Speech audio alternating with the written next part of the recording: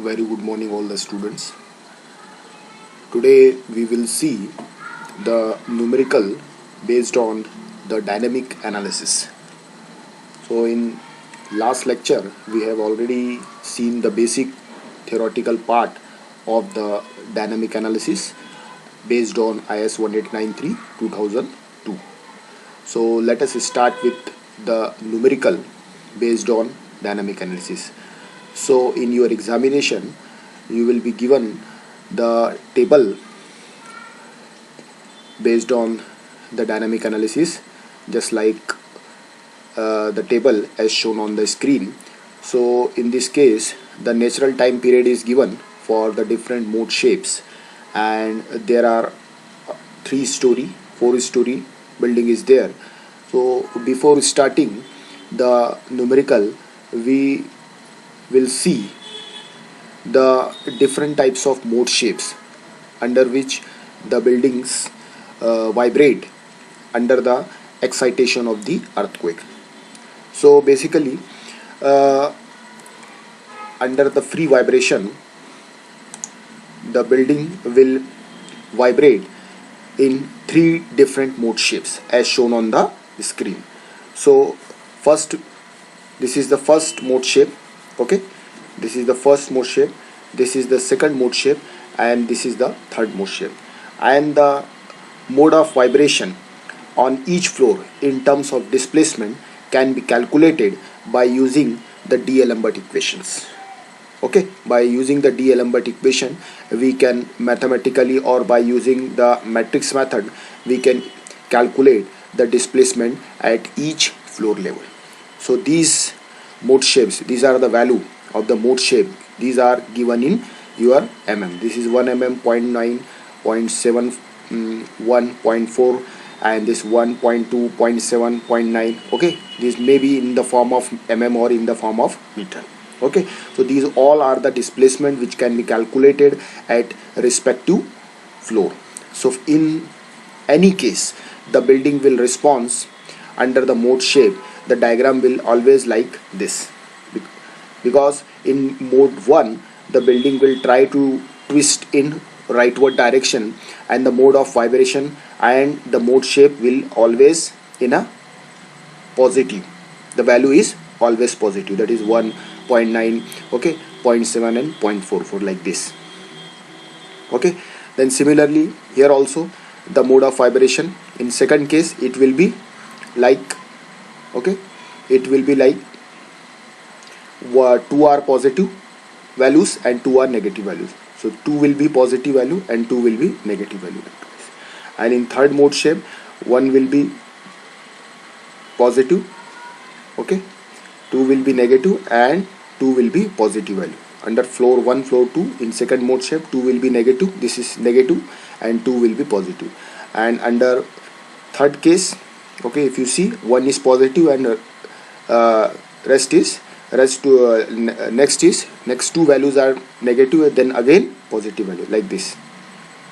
Okay, so it will be like this. So these are the 3 mode shapes which comes, okay, under the excitation of the earthquake.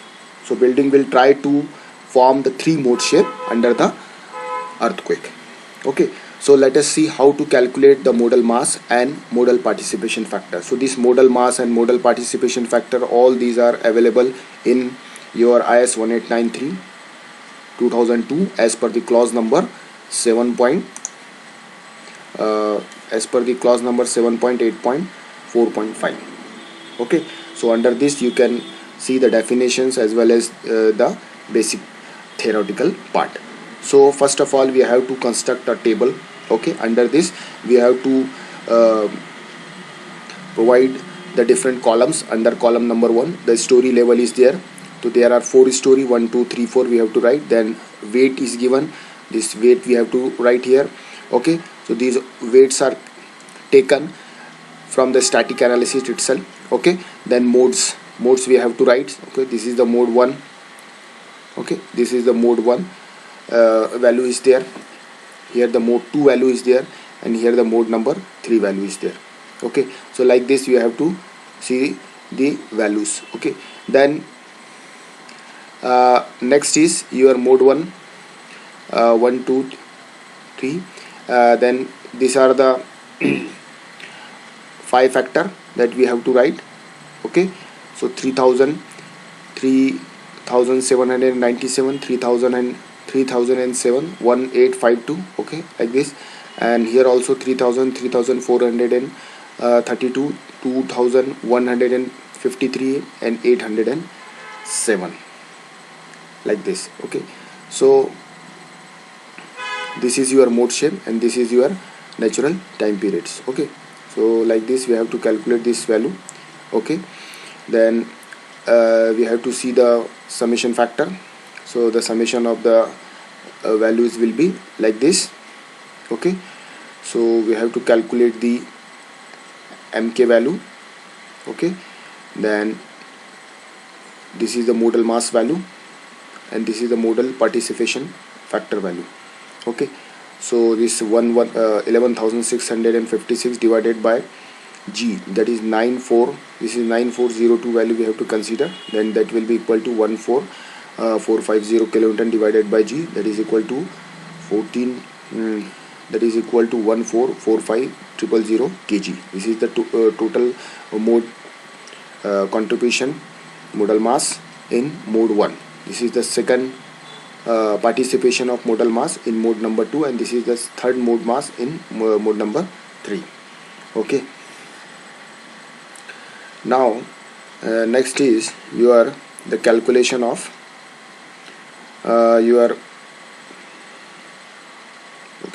next is the calculation of percentage of total weight.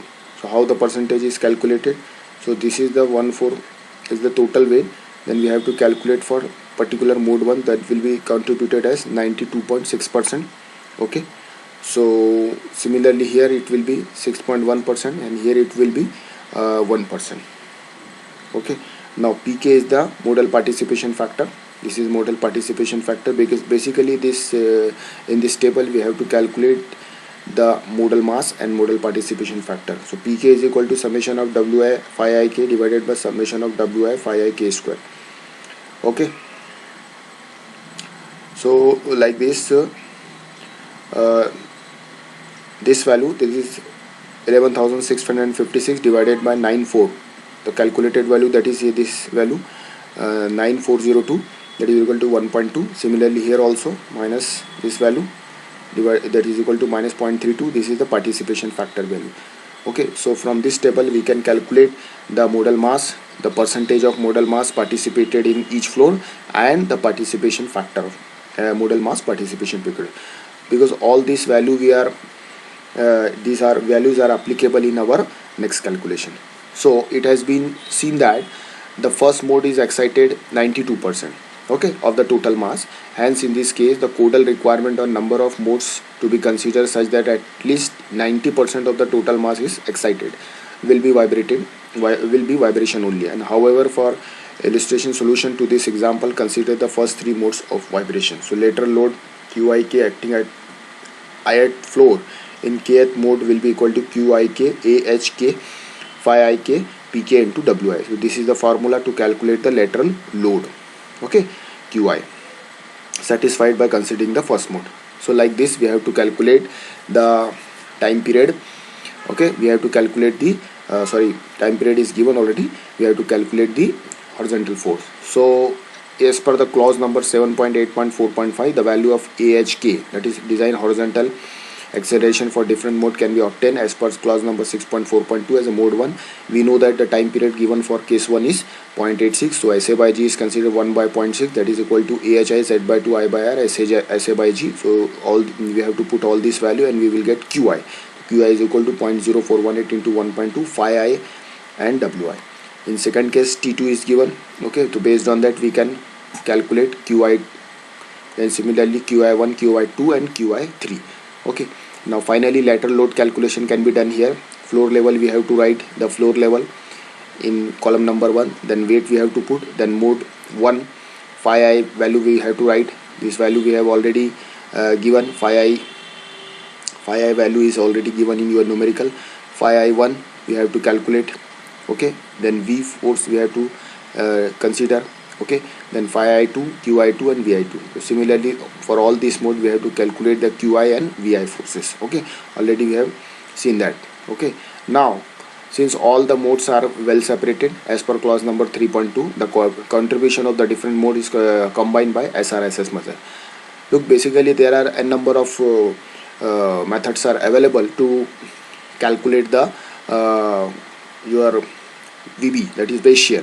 So here, as the modes are well separated in this numerical, so here therefore we have consider the square root of sum of the square method from IS 1893. So we have to calculate V1, V2, V3 and V4 respectively. So we have to just put the value as per the above table, and then we have to calculate the V1, V2, V3 and V4. These are the base shear value. Now similarly the externally applied design load are also obtained as Q4 is equal to V4, Q3 is equal to V3 minus V4. This is the formula to calculate the final lateral forces as per the clause number 7.8 as per 7.8.4.5 of IS 1893 part 1. Okay, so based on that we can calculate Q1, Q2, Q3 and Q4. Okay, so as per the clause number 7.8.2 required that the base shear obtained by the dynamic analysis VB is 610, which can be compared, okay, with the obtained empirical for a fundamental period as per 7.6. If VB is less than that of the empirical value, then the response quantities are to be scaled up. So we may interpret this base shear calculated using the fundamental time period. So we calculate the base shear as per clause number 7.5.3, and this was done in the previous example. Okay, we can see that. Okay, and then we find the base shear as 1404 kilonewton. Now the dynamic analysis gives us the base shear of 610 kilonewton, which is lower, and hence all the response quantity to be obtained and scale up in the ratio of 1404 divided by 610. So where this 1404 came from? So this value will come, we have already seen in our static numerical.